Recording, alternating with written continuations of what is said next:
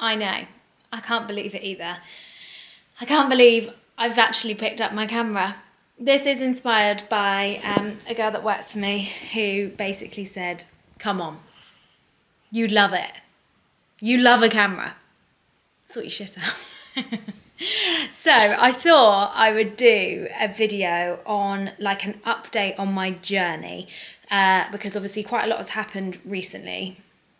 And I feel like there is a video on my channel about like how I lost my period and things like that. So I'm going to do a slight updated version of that one. But I need to get comfy first. How's this? You'll get used. That's all right, isn't it? So I thought I would do an updated version of that because, like I said, a lot has happened. So, rewind many years ago. What? How old am I now? I'm 28, and around 16 years old, I got into the gym. All started just to impress a guy and then actually became a hobby, and I completely fell in love with fitness, and I trained to be a personal trainer, and it all went a little bit too far. So I was burning calories, I was very much sucked into diet culture, I was very much more is more when it came to exercise and less is best when it came to food. So this sort of went on for a few years, and then I eventually came out of a shitty relationship and decided at that time that I would come off the pill as well.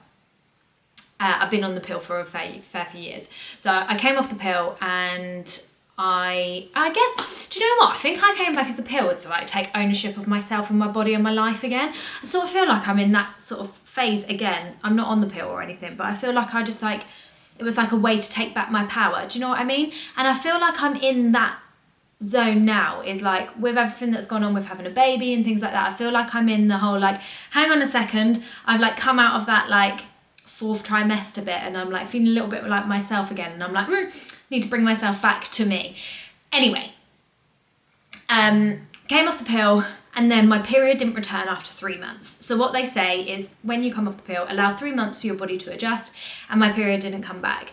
I started researching loads into it. I came across Natasha Ocean, who spoke about it on YouTube. I came across Renee McGregor, and I attempted to dive so deep into female health, my periods, and I basically became obsessed with periods.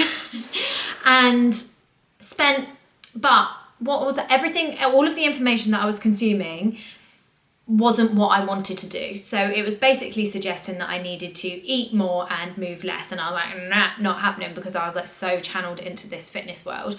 And I spent maybe a year, 2 years, maybe, was it a year? Was it a year or two? A year, I think, in this like half recovery where I was like attempting to reduce my exercise, but instead of doing HIIT, I'd just like, I don't know, do 30,000 steps or something like that. I was like really, really trying. I ended up actually having one period after a summer of a lot of partying and not a lot of gymming. But then like as soon as September came, it was like that whole like mindset of like back to school, back to, like back to school, back to the gym, that sort of vibe. And I just like went straight back into it, lost my period. In the December, I started to share like information about like the issues you have when you don't have your natural cycle with my mum. And my mum was like, right, Chloe, we need to get this sorted. So I reached out to Renee McGregor, and she had a hefty waiting list. So I think I booked it maybe in the January, and then I had my appointment in the March. It was meant to be at her clinic in Bath, I think it was, but it was the Friday before we went into lockdown on the Monday. Or the Wednesday before we went into lockdown on the Monday. So it was all on Zoom, which was really crazy. Anyway, she had me in floods of tears talking about like my journey and blah, blah, blah. And she gave me a really strong blueprint, and basically turned around to me and said like, look, it's not your fault that you're in this position, but it is your responsibility now. And that was really comforting. And then she gave me a protocol to follow. We then went into lockdown. Now, I think, obviously lockdown was horrendous for so many people, but I felt like it came at the perfect time for me. I was someone that really, really cared so much about what people thought of me.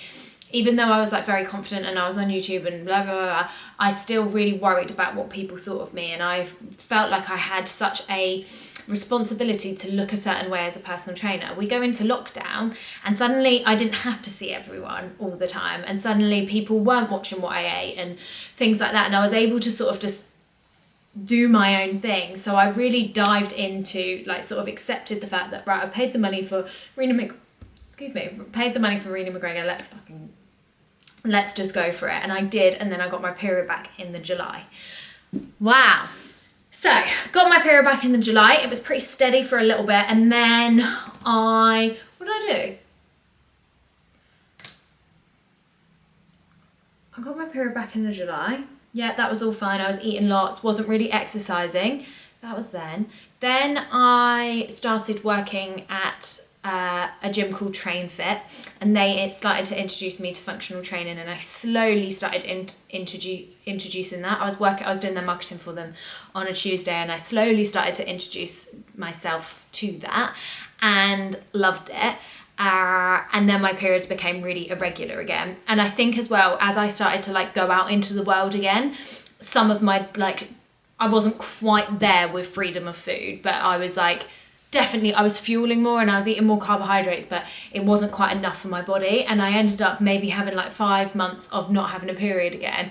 So I had another call with Renee, and she was like, Chloe, has your food changed with your movement? And I was like, no, not really. Thinking, I was like quite proud of myself. Like, no, I'm still eating like a fair bit. And she was like, well, the problem you've got is when you're exercising, and especially doing things like CrossFit functional training, you're building muscle and you're getting fitter, which means your metabolism will increase, which means you're burning more energy at rest.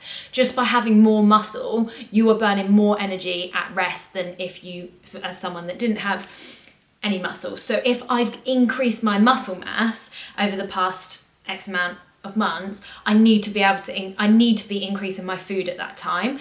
So I started to do that, and then eventually my period it was like quite long and a little bit irregular, but it was definitely there, and it was definitely coming each month.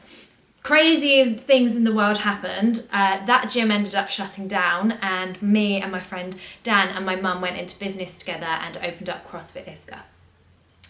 There is Amazon parcel just arrived at the door, and the camera's right there, and I feel like he can probably see me. Anyway. Yeah. I'm just ducking.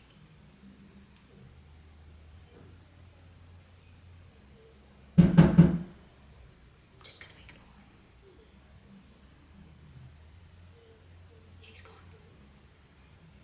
He's getting in his van. Okay. Why am I so scared about people outside the door?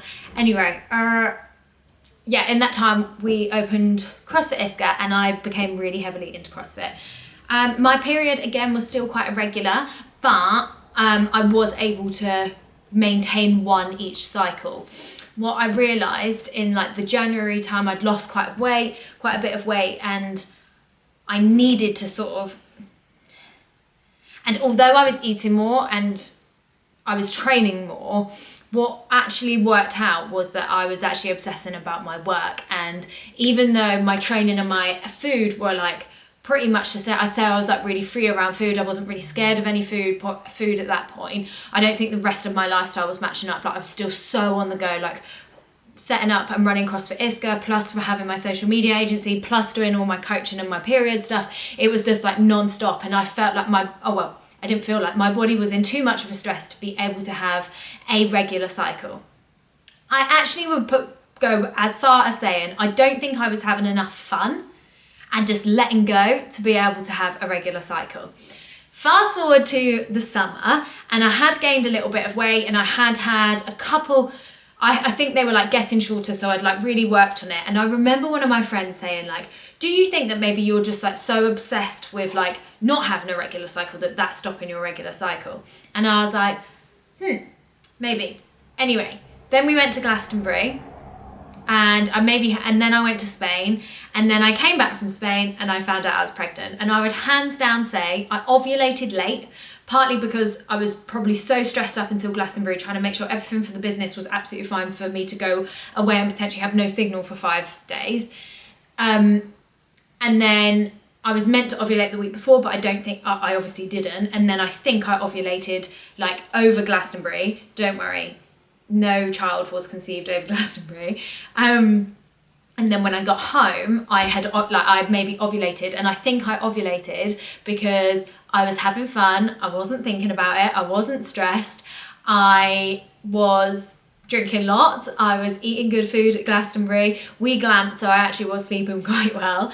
And I think I was just like completely free-spirited at that time, which then encouraged ovulations. By the time we got home, bam, I conceived. I then went to Spain and was like chilling in the sun, and we were like relaxing, drinking Aperol spritz, which then I think helped embed the embryo potentially.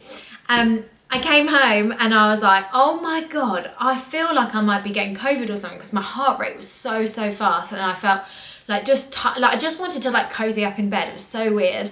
And then on a random day, I just thought, do you know what? My period's late. I'm just going to do a test, because my boobs were quite sore as well, and I thought maybe I'm just late, but I'm just going to do a test anyway. And it was like the faintest line, and I was like, oh my God, here we go. And the moral of that story is I do believe that you can eat enough food, and you can, you know, have a good relationship with your food and your training, and you can rest. Like, I was still having good rest days. I don't feel like I was overdoing it, but I don't think I had a good balance in the rest of my life that stopped my ovulation. But I do think like when you let go and you enjoy your life more, and you like just breathe and just relax and let your body relax, that encourages your body to be able to relax and maybe ovulate or maybe have your period. And I think that then led me to conceiving.